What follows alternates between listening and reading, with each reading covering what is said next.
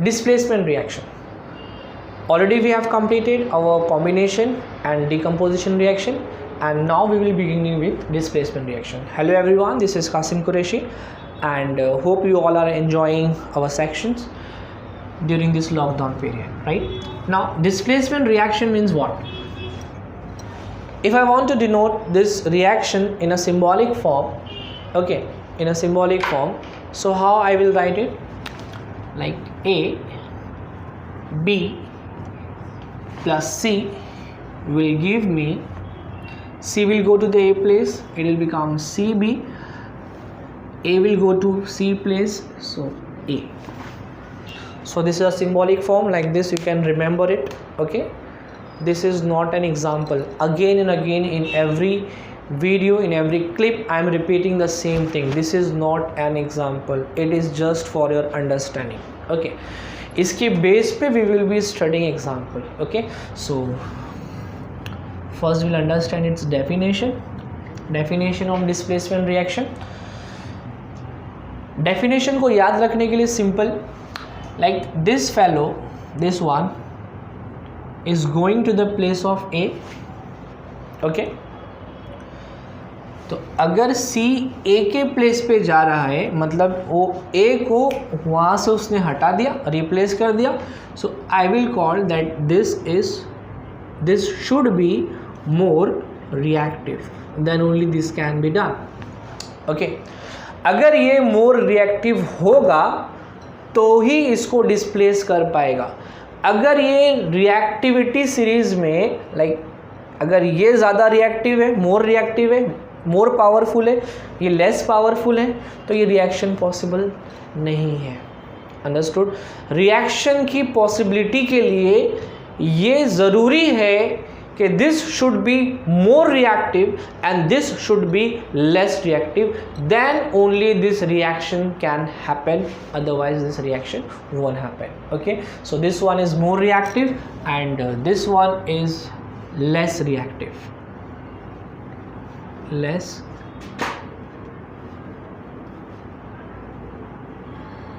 reactive.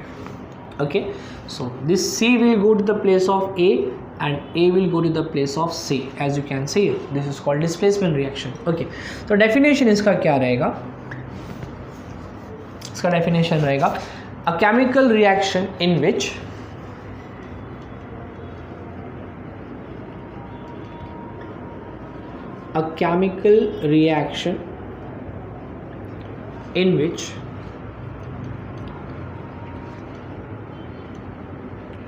a more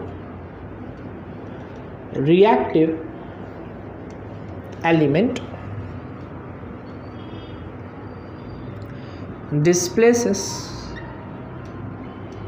another element having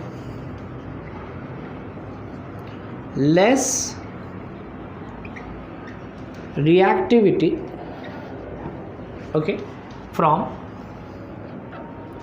its compound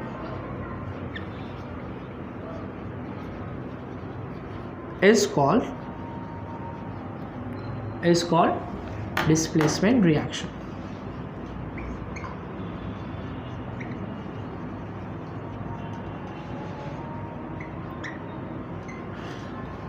Okay, it's called displacement reaction. तो ये simple सा definition था, और डेफिनेशन को याद रखने के लिए इसका जो बेसिक कॉन्सेप्ट मैंने बताया, मोर रिएक्टिव एंड लेस रिएक्टिव, ये कॉन्सेप्ट आपको याद रहना चाहिए. ओके, चलिए, तो यहाँ पे अपना डेफिनेशन ख़त्म हुआ.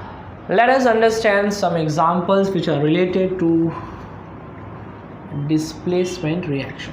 Okay, examples. First example I will be taking like copper sulfate CuSO4, copper sulfate. Okay, so when copper sulfate is reacting with Zn, that is zinc. Okay, copper sulphate जब zinc के साथ में react करेगा तो क्या produce होगा? Let us सी. मैंने बताया था कि ये एग्जाम्पल नहीं है, ये आपके अंडरस्टैंडिंग के लिए है। तो देखो कैसे इससे आप इसको सॉल्व कर सकते हो। ए बी, तो कॉपर जो है ये आपका ए है, ओके। सल्फेट जो है ये आपका बी है, हो गया ए बी। सी, ये जो जिंक बचा ये क्या रहेगा फिर, सी रहेगा, राइट। सी जो था वो ए के प्लेस पे आ गया, तो मैं यहाँ पे लिखूँगा सी किसके प्लेस पे आ गया है, ए के प्लेस पे। तो उसके बाजू में कौन रहेगा, बी, बचा क्या, ए, तो यहाँ पे ए। तो सी का मतलब Zn, तो Zn। बी का मतलब SO4, सो आई राइट SO4, बन गया जिंक सल्फेट। क्या बचा, कॉपर, कॉपर गया वहाँ पे, so plus I will write here copper, as simple as this, okay. So when copper sulfate is reacting with zinc, it will give you zinc sulfate and copper। लिख देता हूँ नाम, पहली बार सुना होगा आप लोगों ने नाम ये, copper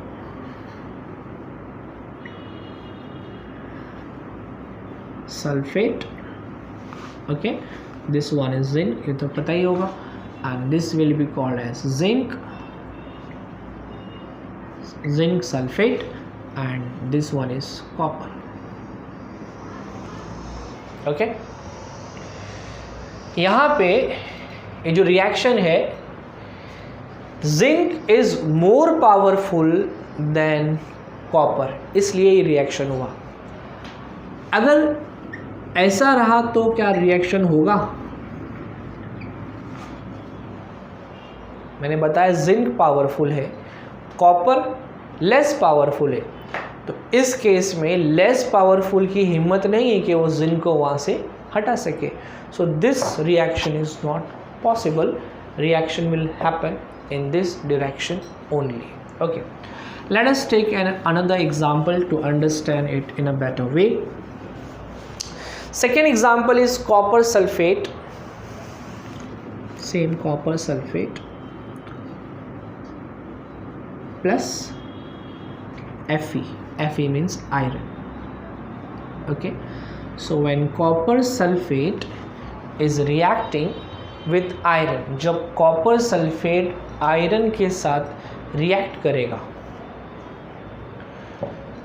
so this is C, C will go to the place of A, so यहाँ पे अगर Fe यहाँ पे गया, so it will become FeSO4, okay, FeSO4, that is iron sulphate, okay. बचा क्या, कॉपर, सो मैं यहाँ पे लिख देता हूँ कॉपर। कितना सिंपल है ये, ओके। इसी तरीके से और भी एग्जांपल्स हैं, ओके। टेक्स्ट बुक आप रिफ़र करोगे तो शायद आपको और एग्जांपल्स मिल सकते हैं।